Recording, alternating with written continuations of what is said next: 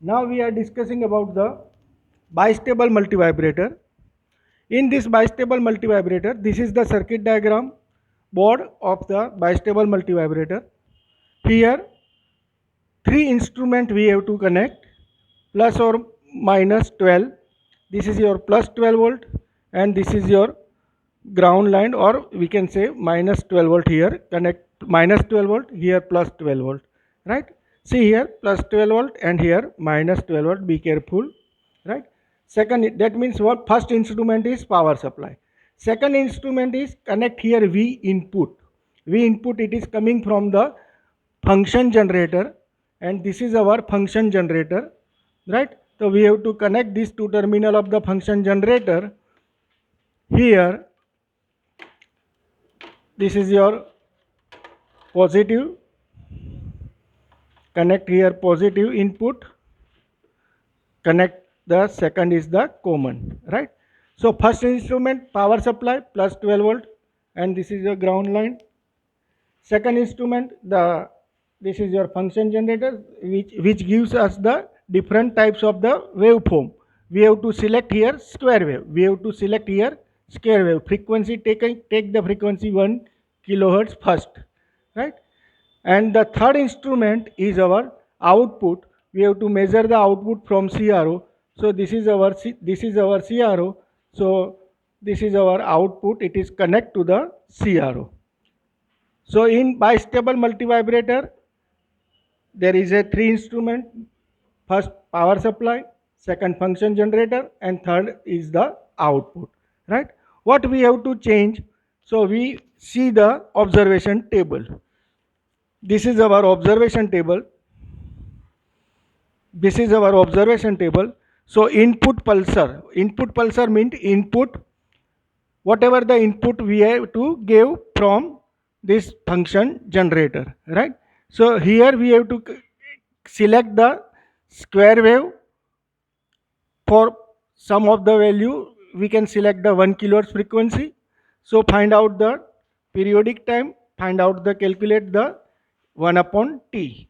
So these two terminal of the input, it is also connect the second channel, and it is connect here, and see this waveform on the screen of the CRO. So on the screen of the CRO, first we see the input, and second we see the output. There are two channel in the CRO. First channel is which gives us the input, and the second channel gives us the output. So from the input, find out the periodic time t and 1 upon t, and this is our input. What is our output? Find out the periodic time t on the screen of the CRO when you switch off the circuit, and find out the f. Then find out f0 upon fi, right? That means f observed upon fi. That means whatever the fi is, whatever the we are getting given to the input, and then find out the vt. This is our triggering sensitivity. Then change the periodic time t. So we have to change the input, that means function generator, change the select the some another frequency, the periodic time t change. So here find out the on observed t and 1 upon t frequency, output what is whatever the t, this is your observed t frequency, find out f upon fi. In this way we have to take the 1, 2, 3 and 4 reading by changing the input, and find out the what is our output. Then finally the change the amplitude control of the pulsar, that means our function generator, to determine the triggering sensitivity. Minimum voltage, what is triggering sensitivity? Minimum voltage necessary to trigger the bistable multivibrator.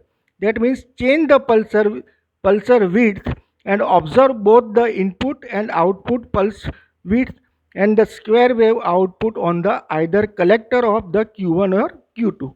That means we can select the output from here, also we can select the output from here. We have to take the output from here. This is our observation table.